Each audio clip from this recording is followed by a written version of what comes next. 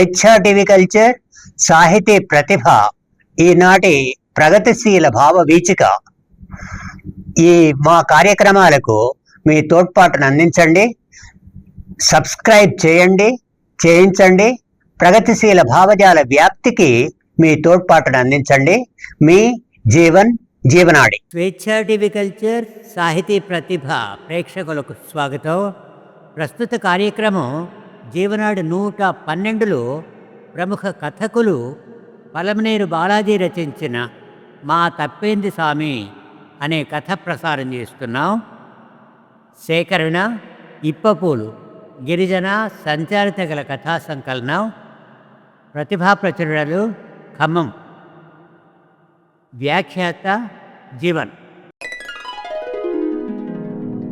రచయితను గురించిన పరిచయం క్లుప్తంగా. బహుళత్వం తన కవిత్వం అనే పలమనేరు బాలాజీ చిత్తూరు జిల్లా పలమనేరులో 19 జనవరి 1974 జన్మించారు. కథ, కవిత, నవల, విమర్శనా రంగాల్లో ఈయన విశేషంగా కృషి చేస్తున్నారు. అనేక విశ్వవిద్యాలయాల్లో ఆయన రచనలపై పరిశోధనలు జరుగుతున్నాయి. ఈయన రచనలు ద్రవిడ విశ్వవిద్యాలయం ద్వారా పలు భాషల్లోకి అనువాదమయ్యాయి.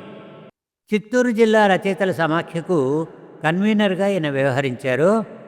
సమాజంలో ఎవరూ పట్టించుకొని ఎరుకల జీవితాలపై రచనలు చేస్తున్న ఏకైక రచయిత ఈయన. ఈయన రచనలు గదిలోపలి గోడ, చిగురించే మనుషులు, ఒక సాయంత్రం త్వరగా ఇల్లు చేరినప్పుడు, ఏకలవ్య కాలనీ, ఎరుకల జీవనగాథలు అనే 4 కథా సంపుటాలు వెలువరించారు.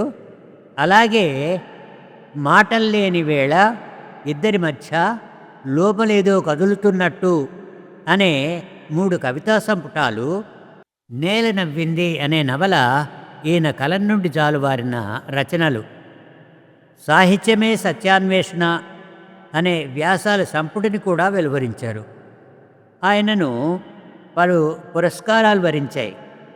2 కథా సంపుటాలు కన్నడంలో, ఒక కవితా సంపుటి ఆంగ్లంలోనూ అనువాదమయ్యాయి. ఇక కథలోకి పోదామా. కథ మా తప్పేంది సామి. కథా రచయిత పలమనేరు బాలాజీ. రమేష్ వచ్చిండాడా? వాడి గురించి ఏమైనా తెలిసిందా అబ్బోడా? ఎస్టీ కాలనీలోకి అడుగుపెట్టి కొల్లాపురమ్మ గుడి పక్కలోకి తిరిగి నిలబడితే చాలు, బోరింగ్ పక్కలోంచి ఎప్పుడూ ఒక పలకరింపు మీకు వినబడుతుంది. ఆ గొంతులో వణుకు, భయం, ఆదుర్ద, ప్రేమ, ఆశ అన్నీ కలగలిసిపోయి మీకు వినిపిస్తాయి. గుడిలోంచి వచ్చే ఆ పిలుపు కాదు అది.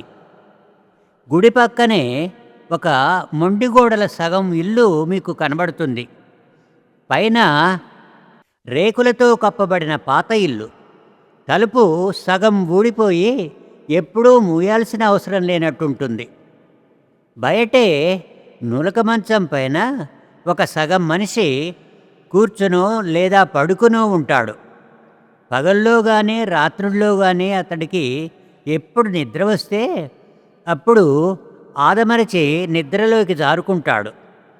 ఎప్పుడు మెలకువ వస్తే అప్పుడు లేచి కూర్చొని గుడ్డపేలికలతో తాడొల్లటమో, వెదురు దెబ్బలతో తట్టా బుట్ట చేటలు చేయటమో చేస్తుంటాడు. పగలుకు రాత్రికి అతడి దృష్టిలో తేడా ఉండదు. వానొచ్చినా, చలి అనిపించినా, ఎండ మటమటలాడిస్తున్నా అతడి పని అతనిదే. అతని లోకం అతనిదే.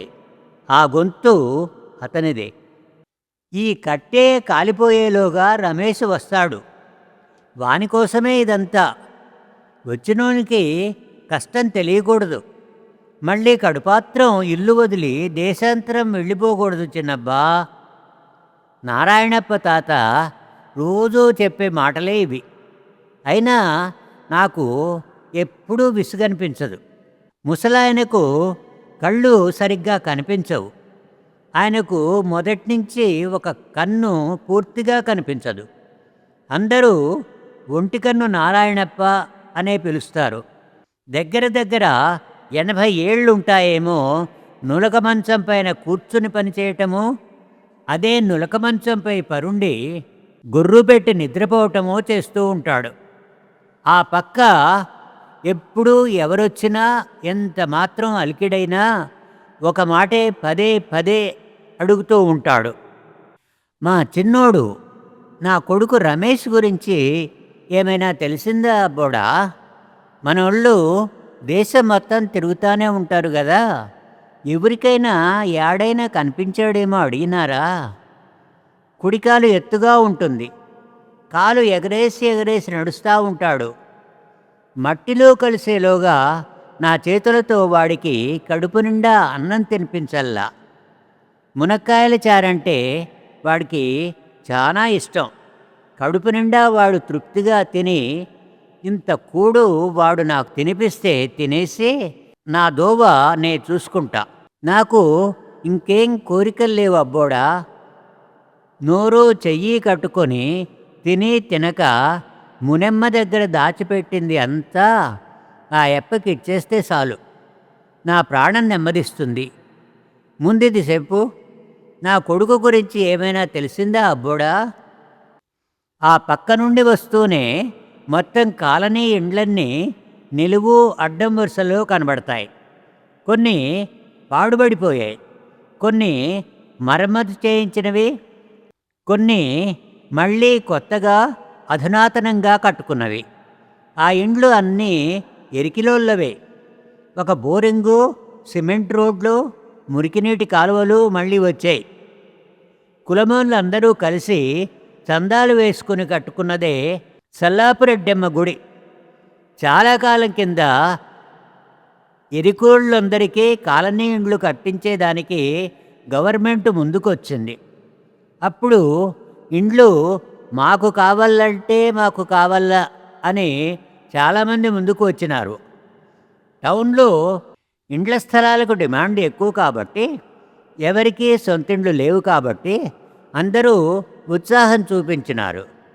కానీ లబ్ధిదారుల వాటా పేరుతో డబ్బు కట్టాలి అనేసరికి చాలామంది వెనక్కి వెళ్ళిపోయారు. అంత డబ్బు మా దగ్గర లేదంటూ ఒకరొకరే వెనక్కి జరిగిపోతూ ఉంటే మా నాయన, మా అమ్మ, మా మామయ్య, మా చిన్నాయనల మొహాలు మాడిపోయాయి. ఎంతో కష్టపడి ఎన్నెన్నిసార్లు అధికారులకి, ప్రజాప్రతినిధులకి అర్జీలపైన అర్జీలు పెట్టుకుంటేనే ఎంతో కాలం తర్వాత ఎస్టీ కాలనీ మంజూరైంది. ఆ కష్టం, ఆ శ్రమ తిరిగినోళ్ళకే తెలుస్తుంది. కాలనీ ఎట్లా ఏర్పడిందో నేను చిన్నప్పుడు దగ్గరగా చూసింది మొత్తం నాకు ఇప్పటికీ బాగా గుర్తుంది. ఎరికిలోర్లకి ఊరి మధ్యలో, అది కాలేజీకి వెళ్ళే రోడ్డులో స్థలం కేటాయించటమే గొప్ప అని, ముందు ముందు స్థలానికి విలువ బాగా పెరుగుతుందని గుడిసెల్లో, ఎర్రమట్టి ఇండ్లల్లో ఉండేవాళ్ళు వాళ్ళ బిడ్డల కోసమైనా కాంక్రీట్ ఇళ్ళు కట్టుకోవాలని శత విధాలా పోరాడినారు మా పెద్దోళ్ళు. డ్యూటీ నుండి ఇంటికి రాగానే జయా అర్జెంటుగా మంచి స్ట్రాంగ్ టీ పెట్టు అని ఆర్డర్ వేసి ఖాకీ యూనిఫామ్ విప్పేసి తెల్ల చొక్కా తెల్ల పంచే కట్టుకొని టీ తాగి టీ బాగుంది అని మెచ్చుకొని గణేష్ బీడీ ముట్టించుకొని ఇంట్లోంచి వెళ్ళిపోయేవాడు మా నాయన. కొన్ని వారాల పాటు రోజు సాయంత్రాలు రాత్రిళ్ళు అందరి ఇండ్లకు తిరగటమే ఆయన పని. కొంతమంది అయితే ఆయన వచ్చి చెప్పిందే చెప్తాడని ఇండ్లల్లో సరిగ్గా ఆయన వచ్చే సమయానికి లేకుండా పోయేవాళ్ళు. అది కూడా మంచిదే అనుకొని ఆయన మట్టసంగా గుడిసె ముందు చాప వేయించుకొని మిగిలుండే ముసలివాళ్ళు, ఆడవాళ్ళందరితో మీటింగ్ పెట్టేసేవాడు. నాకేమో ఉద్యోగం ఉండాది అలివేలమ్మా, పెంకుటింట్లో ఉన్నాను, వానొచ్చినా వరదొచ్చినా నాకేమీ బాధలేదు. మీ పరిస్థితి ఏందో నాకంటే మీకే బాగా తెలుసు. నా మాట వినండి, మీ పిల్లోళ్ళకి చదువులకి బాగుంటుంది, మీకు మర్యాదగా ఉంటుంది. ఎంతకాలమని విసిరేసినట్లు ఆడాడ గుడిసెల్లో పడి ఉంటారు. ఊర్లో అంతో ఇంతో మతింపు ఉండాలంటే సొంత ఇల్లు ఉండాలనా వద్దా మీరే తేల్చుకోండి. దేవుడు ఒక మంచి అవకాశం ఇస్తా ఉంటే మీ మొగోళ్ళు వెనక్కి వెనక్కిపోతా ఉండారు. సారాయి తాగేదానికి మాత్రం దుడ్లు యాడి నుంచో రోజూ పుట్టుకొస్తాయి. అరే దానమ్మా, సొంతంగా ఇల్లు కట్టుకుండ్రా నాయనా అంటే మాత్రం మా కాడ దుడ్లు లేవు అనేస్తారు. దుడ్లు ఎవరికాడ ఎప్పుడూ ఉండవు. కష్టపడల్లా, అప్పో సప్పో చెయ్యల్లా. పిల్లోళ్ళ మంచి కోసం మనం తెగాయించాలా. ఏ ఇల్లైనా ఉండాది అంటే దాంట్లో ఆడోళ్ళ కష్టమే ఉంటుంది. మీ కష్టం ఊరికే పోదు. అయినా ఆడోళ్ళ పేరుతోనే కదా ఇండ్ల పట్టాలు ఇండ్లు ఇస్తా ఉండేది. ఎవరిల్లు అంటే ఇది అలువేలమ్మ ఇల్లు, రాజమ్మ ఇల్లు అంటారే గాని కుయ్యప్ప ఇల్లు, కపాలుగాడి ఇల్లు అనరు కదా. ఆయన ఆ మాటలు చెప్పి వచ్చేసినాక వాళ్ళ సందేహాలన్నీ తీర్చే పెద్ద మనిషి ఎవరూ కాదు, ఉంది కదా మా ఇంటి వెలుగు, మా మదర్ తెరీసా. మా అమ్మాయి ఇప్పుడైతే స్వయం సహాయక బృందాలు, వెలుగు మెఫ్మా సంఘాలు అని మీటింగులు పెడుతున్నారు కానీ ఆ పని మా నాయన మా అమ్మ ఏ కాలమో చేసేసినారు. మగవాళ్ళు ముందుకు రాకపోయినా సగం మనసుతో వెనుక ముందు చూసుకుంటూ వెనక వెనకే ఉండిపోయినా ఆడవాళ్ళకు అర్థమయ్యేలా చెప్పి వాళ్ళు కూడబెట్టిన డబ్బులతో అక్కడక్కడ వేరే వాళ్ళ డబ్బుల అప్పులు ఇప్పించి మొత్తానికి బ్యాంకులో డిపాజిట్ కట్టించేశారు. ఒకరి కష్టాలు ఒకరికి చెప్పుకోవాలంటే, ఒకరి కష్టానికి ఒకరు రావాలంటే అంతా ఒక్కచోట ఉంటే మంచిది కదా వదినా. నీ మొగుడు తాగేసి వచ్చి ఇంట్లో స్వాధీనం లేకుండా కొడతా ఉంటే ఎన్ని తూర్లు ఇళ్ళెమ్మటి అయ్యప్పకి దొరకకుండా పరిగెత్తుకొని వచ్చి ఉంటావు చెప్పు. అంతా ఒకచోటే ఉంటే ఒకరికి ఒకరు తోడుగా ఉంటారు కదా. ఎంత కష్టంలో అయినా మనిషికి మనిషే కదా ధైర్యం ఇచ్చేది. నా మాట వినండి. పందుల్ని మేపినా, గాడిదలపైన ఉప్పు అమ్మినా, తట్టా బుట్టా అమ్మినా, ఎర్రమన్ను ముగ్గుపిండి అమ్మినా మనల్ని అడిగేవాడు లేడు. మన కాళ్లపైన మనం నిలబడి మన కష్టం మనం తింటా ఉండామే కానీ, ఉన్నప్పుడు తిని లేనప్పుడు పస్తైనా ఉండామే కానీ ఏ పొద్దు ఒకరి సొత్తు ఒకరికి పోము.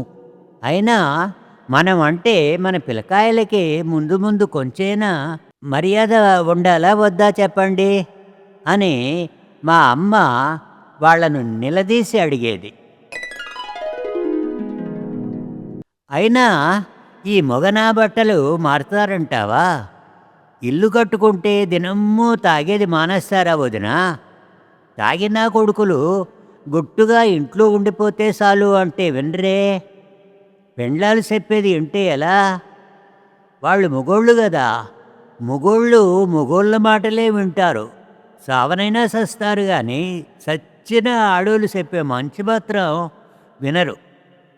ఆడోళ్ళ మాట వింటే అంతకంటే అవమానం ఇంకేమైనా ఉంటుందా? రాత్రి అయితే చాలు గుడ్డలిప్పుకొని ఈదుల్లోకి వచ్చేస్తారు. నా సంపాదన ఇంత అని రాగాలు తీస్తారు. ఈతలో పందిపిల్లలు 2 ఎక్కువ పుట్టినా అది నా గొప్పే అనేస్తారు. గుడిసెలు వస్తువులు చెప్పి పందిపిల్లల్ని లెక్కేసి నాది ఇంత ఉంది నీది ఎంతరా అని కొట్టుకుంటారు.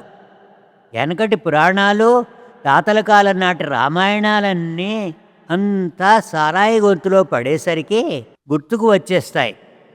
ముక్కు చెదుకుంటూ ఒంటికి తగిలిన దెబ్బల్ని చూపిస్తా మొగుణ్ణి శాపనార్థాలు పెట్టడంలో మునిగిపోతుంది రాజమ్మ. తాగినోళ్ళు తాగినట్టు గుట్టుగా ఉంటే ఎట్టా? ఎవరు ఎంత ఎక్కువ తాగితే ఎవరు ఎక్కువగా ఆడదాన్ని తంతే కదా నా బట్టలు మొగోళ్ళని అనిపించుకునేది. అలివేలమ్మకి జుట్టు ఎప్పుడూ నిలబడదు.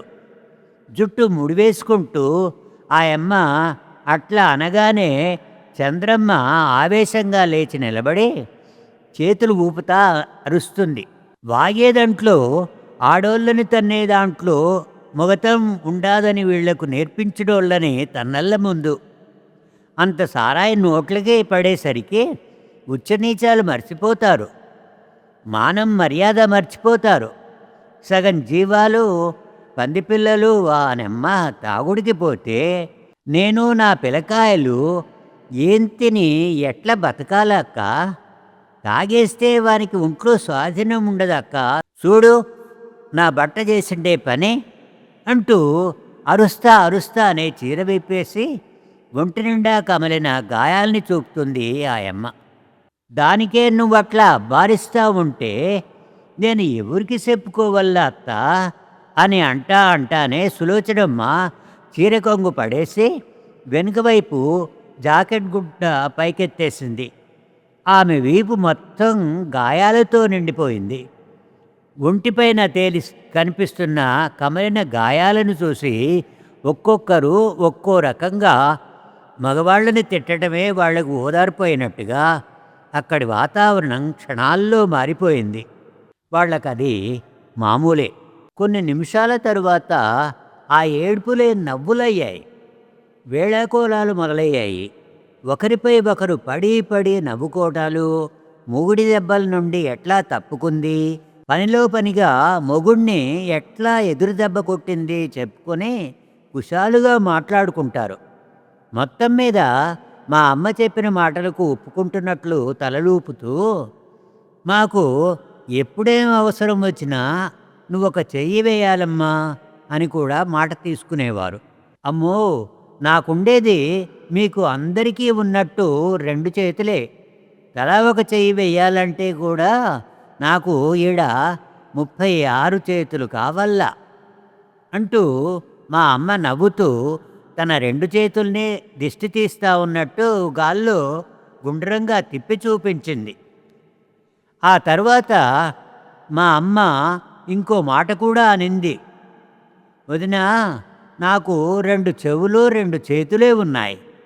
మీ అన్న కడుపు కాల్చుకొని సరిగ్గా తిని తినక ఎట్లనో జత కమ్మలు గాజులు చేపించినాడు. అవి ఎప్పుడూ ఎవరికోసమో ఒకరి కోసం కుదువలోనే కదా ఉంటాయి. ఇంకో జత కమ్మలుంటే బాగుండేది వదినా. నాకోసరం కాదు, మీకే ఇంకో మనిషిని ఎవరికైనా ఆపదలో కాపాడింటాయి. మా నాయనకు, పెరుమాళ్ళ మామకు, గోవిందస్వామి చిన్నాయనకు కాలనీ ఎట్లా పుట్టిందో చెప్పుకోవటం వాళ్లకు సంతోషం కలిగించే విషయాల్లో ముఖ్యమైంది. నేల చదును చేసి ముండ్ల కంపలు కొట్టి బండరాళ్ళు ఏరిపారేసి ఆ ఇండ్లు కట్టేటప్పుడు మనుషులు పడిన బాధలు అన్నీ ఇన్ని కావు. చీమ తలకాయంత బంగారం కూడా వదలలేదు. రాగి పాత్రలు, తట్ట బుట్ట, గాడిదలు, పందిపిల్లలు, మేకపిల్లలు, కోళ్ళు, ఇనుప మంచాలు ఏమేమి ఉంటే అవన్నీ అమ్ముకోక తప్పలేదురా. ఒక్క మాటలో చెప్పాలంటే ఎక్కడెక్కడో విసిరేసినట్టు దూరంగా ఉండేవాళ్ళు, రకరకాల పనులు చేసేవాళ్ళు, అడవిలో కట్టెలు తెచ్చి అమ్ముకునేవాళ్ళు, తేనె మూలికలు ఆకుపసర్లు అమ్ముకునేవాళ్ళు, బాతుపిల్లలు మేపేవాళ్ళు, వెదురు పని చేసేవాళ్ళు, ఎర్రమన్ను ముగ్గుపిండి అమ్మేవాళ్ళు, ఇట్లా రకరకాల మనుషులు ఒక్క చోటుకి వచ్చి కాయకష్టం చేసి తిని తినక కూలీనాలీ చేసి ఒకరి ఇంటి పనుల్లో మరొకళ్ళు వంతుల వారీగా పనిచేసుకుంటూ ఒకరికొకరుగా నెలల తరబడి అహోరాత్రులు శ్రమపడితే గదా కాలనే ఇట్లా ఉండాది. మా పెరుమాళ్ బామ్మకు చెప్పిందే చెప్పటం అలవాటు. 2 దశాబ్దాల తరువాత అయితే పరిస్థితులు క్రమంగా మారాయి. మనుషులు ఆ పాడు అలవాట్ల నుండి బయటపడ్డారు. కొందరు తాగి తాగి ఆ తాగుడికే బానిసలై లోకంలోంచే వెళ్ళిపోయారు. అప్పుడు చాలా కష్టపడి కట్టుకున్న ఇండ్ల స్థానంలో ఇప్పుడు కాలనీలో కొత్త ఇండ్లు కనబడతాయి. అక్కడక్కడ కొన్ని ఇండ్లు చరిత్రకు సాక్ష్యాలుగా మొండిగోడలతో తలుపులు, వాకిళ్ళు, కిటికీలు లేకుండా కనిపిస్తాయి. ఒక్కొక్క ఇంటిది ఒక్కో కథ కాదు, ఒక్కో మనిషికో కథని ఆ ఇండ్లు వినిపిస్తాయి. లోకంలో లేకుండా పోయిన వాళ్ళ కథ ఎట్లా ఉన్నా కడుపాత్రం దేశాంతరం పోయి కరువు కాలంలో కంటికి కనిపించకుండా పోయిన వాళ్ళు ఇప్పటికైనా తిరిగి ఇల్లు చేరుకుంటారేమోనని, ఇంకా ఆ మొండిగోడల్లో మొండిగా బతుకుతున్న మొండి మనుషుల ఎదురుచూపులే చూసేవాళ్లకు కళ్ళ నిండా కన్నీళ్లు తెప్పిస్తాయి. ఇప్పుడు అందరూ ముసలివాళ్ళైపోయారు. వాళ్లను కదిలిస్తే చాలు కన్నీళ్ళు నేలరాలుతాయి. వాళ్ళందరికీ కంటికి కడివెడు కన్నీళ్లు నింపుకున్న జీవితాలే. ఒకప్పుడు ఎరికెల వాళ్ళు అంటేనే పోలీసులు నాయకుల మొహాలు మారిపోయేవి. స్టువార్ట్పురం అనే ఊరు మీకోసమే పుట్టిందంట కదా, దొంగతనాలు చేసే వాళ్ళందరినీ అక్కడికి తీసుకెళ్ళి దూరంగా పెట్టేసి దొంగతనాలు చేయకుండా కట్టడి చేశారంట. అయ్యా, ఎక్కడో ఎప్పుడో ఏదో జరిగిందని మొత్తం కులాన్ని తప్పుబడితే ఎట్లా? గతాన్ని సాకుగా చూపి మొత్తం మా కులాన్నే తక్కువ చేసి మాట్లాడటం మంచిది కాదు. ఎక్కడ దొంగతనాలు జరిగినా ముందు మీరు మా ఇండ్ల కాడికే వచ్చి వయసు మగోళ్ళని ముసలోళ్ళని కూడా కుళ్ళబొడుస్తారు. ముసలోళ్ళనైనా ఇడిచిపెట్టండి సారు అని మేము అడుక్కుంటే ముసలోళ్ళకే అనుభవం ఎక్కువ, నేర్పరితనం పనితనం ఎక్కువ అని అంటారు. మేం చెప్పే ఒక్క మాటైనా వినకుండా మమ్మల్ని అనుమానాలతో అవమానాలతో చంపేస్తూ ఉంటే మేము యాడికి పోవల్ల సామి? అప్పుడెప్పుడో ఆ ముసలాయన ఆ ఒంటికన్ను నారాయణప్ప పోలీసులకు ఎదురు తిరిగి మాట్లాడినాడంట. ఏదో దొంగతనం కేసులో వారం దినాలు అతడి కొడుకు అశోక్ పోలీస్ స్టేషన్లో ఉండి వెనక్కి వచ్చిన తర్వాతనే అశోక్ ఇల్లు వదిలిపెట్టి పారిపోయింది. అలా పోయినవాడు పోయినట్టే ఉండిపోయాడు. ఎక్కడికి వెళ్ళాడో, ఎందుకు వెళ్ళాడో చెప్పేవాళ్లే లేరు. కొడుకంటే ఆయనకు ఉండే ప్రేమ కంటే కేవలం కులం కారణంగా అతడికి జరిగిన అవమానాల కారణంగా పోలీసులకు భయపడి అతడు అట్లా దేశాంతరం వెళ్ళిపోవటం అతన్ని బాగా కలిసివేసింది. పెళ్ళాం చనిపోయాక కూతురు బాతులు మేపే భర్త కుటుంబంతో తమిళదేశం వెళ్ళిపోయాక అతడు ఒంటరివాడైపోయాడు. ఓపిక ఉన్నంతకాలం వంట చేసుకునేవాడు. కానీ వయసైపోయాక దగ్గరి చుట్టాలు పోసే కలు గంజో మాత్రమే అతడి ఆహారం. పండుగలప్పుడు, దేవర్లప్పుడు, దినాలప్పుడు ఎవరో ఒకళ్ళు మర్చిపోకుండా ఇంత కూడు తెచ్చి పెట్టేసిపోతారు. దగ్గు అడ్డుపట్టడం వల్ల కొంచెమే మాట్లాడతాడు నారాయణప్ప. మిగతాది మనమే అర్థం చేసుకోవాల్సి ఉంటుంది. మాటల మధ్యలోనే ప్లాస్టిక్ కవర్లోంచి ఆకు, ఒక్క, సున్నం దుగ్గు నోట్లో వేసుకొని కసాబిసా నములుతాడు. ఒక్క ఆకు తిని తిని నోట్లో పండ్లు గారబట్టిపోయి నాలుక, పళ్ళు, పెదాలు ఎర్రబడిపోయి చూడటానికి రక్తం కక్కినట్టు కనబడతాడు. ముండాది అబ్బోడా ఈ కులంలో పుట్టినందుకు ఏ తప్పు చేయకపోయినా దండన పడాలంటే ఎట్లా చెప్పు? నా బిడ్డ ఒకరి మాటకు కానీ ఇంకొకళ్ళ సొత్తుకు కానీ పోయే రకం కాదు. పద్ధతిగా పెరిగినాడు. మందు మాంసం ఉంటనోడు, నీతిగా నిజాయితీగా బతికినోడు. అట్లాంటోడ్ని నువ్వు దొంగతనం చేసినావు కదరా దొంగముండా కొడుకా, తప్పు చేసినావనే ఒప్పుకోరా అని గుడ్డలెప్పేసి కొడితే వాడు ఆ పసికంద తట్టుకోలేకపోయినాడబ్బా. యాడిగిపోయినాడో, వెళ్ళిపోయినాడు. నాకు దీపం పెట్టే టయానికైనా వస్తాడో రాడో. కళ్ళు కనిపించకుండా పోయినా కళ్ళల్లోనే ఉన్నాడబ్బా నా చిన్నోడు. పెండ్లి దేవరా లేకుండా పోయింది నా బిడ్డకి.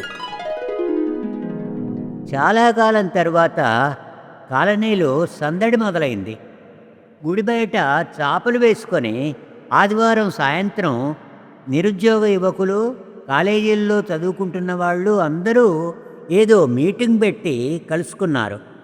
గంటసేపు అవి మాట్లాడుకున్నారు, చర్చించుకున్నారు. అందుకే చెప్తున్నాను, బాగా అర్థం చేసుకోండి. ఎస్టీ కాలనీ అని కాలనీ మొదట్లో తోరణం మాదిరి పెద్ద బోర్డు పెట్టుకొని మనల్ని మనమే తక్కువ చేసుకుంటున్నాం. కాలేజీలో కానీ హాస్టల్లో కానీ ఇన్ని సంవత్సరాల్లో వచ్చిన మార్పు ఏముందో చెప్పండి. మనం కులం పేరు చెప్పుకోవాలంటేనే నామోషిగా ఉంటుంది. అందుకే ముందు ఈ కాలనీకి పేరు మార్చేద్దాం. ఎస్టీ కాలనీ అని, ఎరికిలోళ్ళ కాలనీ అని అనటం మనకు ఏవైనా గౌరవంగా ఉందా మీరే చెప్పండి. ముందు కాలనీ పేరు మార్చేద్దాం, ఏమంటారు? అక్కడ కాసేపట్లోనే కలకలం మొదలైంది. కొందరు పూర్తిగా ఆ ప్రతిపాదనను వ్యతిరేకిస్తే, కొందరు ఆ మాటల్ని అంగీకరించారు. ఇంకొందరు తమ తమ వాదనల్ని బలంగా వినిపించే ప్రయత్నం చేశారు. ఎవరి కులం వాళ్ళకి గొప్పే. సమాజంలో కులాల మధ్య అంతరాలు పోతేనే సమాజంలో అసమానతలు పోతాయి. సమానతే మనందరి కర్తవ్యం కావాలి. ఎవరి కులాన్నైనా చెప్పుకోవటం ఎవరికీ తక్కువ కాదో నామోషీ కాదు. నేను ఇంతకు ముందే చెప్పినాను, మీరే వినలేదు. ఏం చెప్పినావు బ్రో? మనోళ్ళందరూ పేరు చివర ఎరుకల అని పెట్టుకోవాలి. నా పేరు అడిగితే నాగరాజు ఎరుకల అనే చెబుతాం. వీళ్ళ హడావిడిలో వీళ్ళు ఉంటే నారాయణప్ప గొంతు బలంగా వినిపించింది వాళ్లకు. 80 ఏళ్ల ఆ ముసలాయన గొంతు ఏదో చెప్తున్నట్టు లేదు, దేన్నో తీవ్రంగా నిరసిస్తున్నట్టు, ఎవరినో బలంగా నిలదీస్తున్నట్లు, ప్రశ్నిస్తున్నట్టు ఉంది. నారాయణప్ప దగ్గుతెరల మధ్య గట్టిగా అన్నాడు, ఆ కులం పేరు చెప్పినందుకే కదా స్వామి ఒక కన్నుపోయేలా కుమ్మేస్తిరి. ఆ కులం పేరు చెప్పినందుకే కదా స్వామి కొడుకుని దేశాంతరం పోయేలా తరంగొడితిరి. మేం చెప్పేది వినండి స్వామి, మీ కాళ్ళు మొక్కుతామంటే మా కులం పేరు మాత్రమే కదా స్వామి అన్నారు. అంతేగాని ఇంకేమైనా ఒక్క మాటైనా మేము చెప్పింది ఇంటిరా దొరా? ఈ కులంలో పుట్టటమే మా తప్ప స్వామి. ఈ మాటలే అందరి చెవుల్లో గింగురుమంటున్నాయి.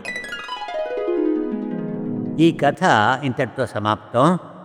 వచ్చేవారం జీవనాడి 113లో దేవయ్య కవిత్వం, దేవాస్ పోయట్రీని పరిచయం చేయబోతున్నాం. అంతవరకు సెలవు. మీ జీవన్.